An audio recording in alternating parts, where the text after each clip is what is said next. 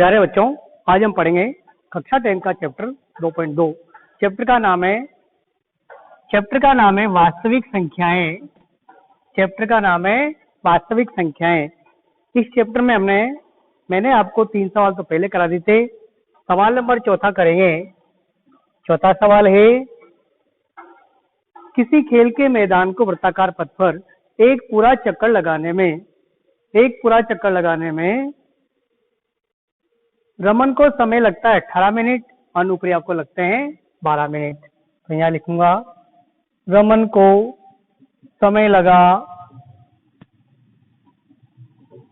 18 minute, Anupriya को समय लगा 12 मिनट। अब दोनों एक दूसरे से कितने समय बाद मिलेंगे? तो मैं लिखूंगा यहाँ पर, दोनों के मिलने का कम से कम समय ज्ञात करना है, अर्थात लोवेस्ट मान यानी कि एलसीएम,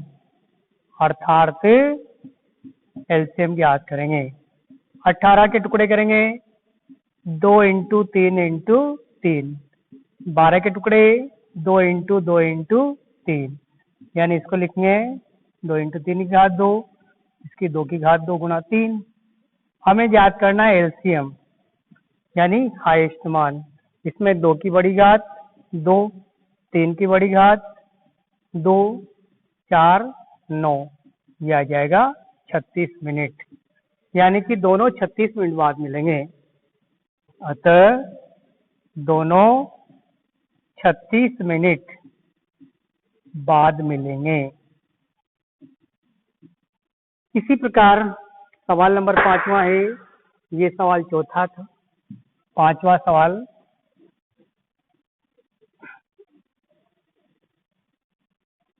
नंबर 5वां है, संगोष्ठी में हिंदी अंग्रेजी गणित में भाग लेने वाले प्रतिभागी क्रमशः 60, 84, 108 है। यदि प्रत्येक कमरे में बराबर संख्या में बैठे तो कितने कमरे की संख्या होगी? तो देखना, हिंदी में सवाल नंबर 5, हिंदी में प्रतिभागी है 60, अंग्रेजी में प्रतिभागी 84, गणित में है प्रतिभागी वह 108। अब प्रत्येक कमरे में बराबर संख्या बिठानी है। यहाँ लिखूंगा मैं, प्रत्येक कमरे में बराबर संख्या बैठानी है, अर्थात कॉमन यानी समान। कॉमन ज्ञात करने की हम एचसीएफ ज्ञात करते हैं। अतः एचसीएफ ज्ञात करेंगे। अब एचसीएफ ज्ञात करने के लिए पहले तो इसके करेंगे अपन अभाज्य गुणनखंड। 60 का आएगा 2 × 3 × 5, यानी कि 2 की घात 2, 3 × 5। फिर 84 में 2 का भाग कितनी बार जाएगा? 42 बार। फिर 42 में 2 का भाग 21 बार। फिर 3 × 7। फिर 108 में 2 का भाग 54 बार। 54 में 2 का भाग जाएगा 27 बार। 27 को 3 × 3 × 3, 3 की घात 3। अब हमें एचसीएफ ज्ञात करना है। एचसीएफ में कॉमन की छोटी घात, तो कॉमन सब में 2 2 आ रही है, तो 2 की घात 2। फिर इसमें 3 की छोटी घात 3, तो 4 × 3 बराबर 12, यानी कि एचसीएफ 12 आ गया। एचसीएफ कितना आ गया? 12। अब हम प्रत्येक कमरों की संख्या ज्ञात करेंगे। हिंदी के लिए कमरे कितने होंगे? हिंदी के लिए हिंदी में 60 प्रतिभागी है, एक कमरे में 12 बिठाए जाते हैं, तो 5 कमरे। फिर अंग्रेजी के लिए कमरे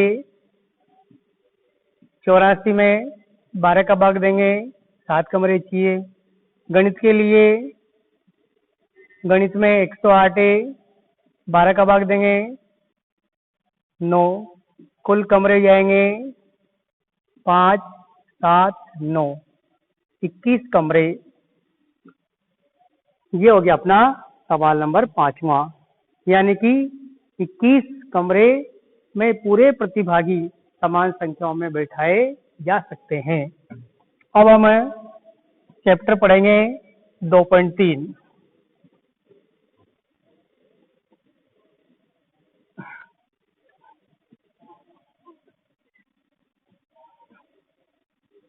दो पॉइंट 3 का पहला प्रश्न है, प्रमाणित कीजिए कि 5 माइनस √3 एक अपरिमेय संख्या है। ये अपन को परिणाम प्रूव करनी है, तो देखना इसका प्रूफ कैसे करेंगे। हमें जो सिद्ध करना है उससे उल्टा सोचना पड़ेगा। परिमेय सिद्ध करनी है, अपरिमेय सिद्ध करनी है तो परिमेय मानना पड़ेगा। माना कि 5 माइनस √3 एक परिमेय संख्या है, तो परिमेय संख्या को हम p बटा के रूप में लिखते हैं, इसलिए क्या आएगा 5 माइनस √3 बराबर p बटा q, जहाँ p व q क्या है, पूर्णांक है। p व q जहाँ पूर्णांक है, इसको इधर ले जाएंगे, तो 5 माइनस p बटे q बराबर √3। इसको अपन आगे लसे ले लेंगे, 5q माइनस p बराबर √3। अब ये भी पूर्णांक, ये भी पूर्णांक, तो आएगा पूर्णांक अपॉन पूर्णांक बराबर √3। अब पूर्णांक बटे पूर्णांक का मान परिमेय होता है। क्या होता है, परिमेय, यानी कि √3 क्या आ गए हमारे पास, परिमेय। जबकि √3 क्या होती है, जबकि √3 एक अपरिमेय संख्या है, अतः विरोधाभासी परिणाम प्राप्त होता है।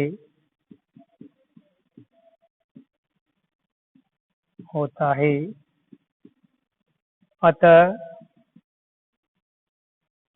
हमारी परिकल्पना गलत है। इसलिए 5 माइनस √3 एक अपरिमेय संख्या है। ठीक है, बाकी इसके दूसरा सवाल, तीसरा सवाल भी अपन ऐसे करेंगे।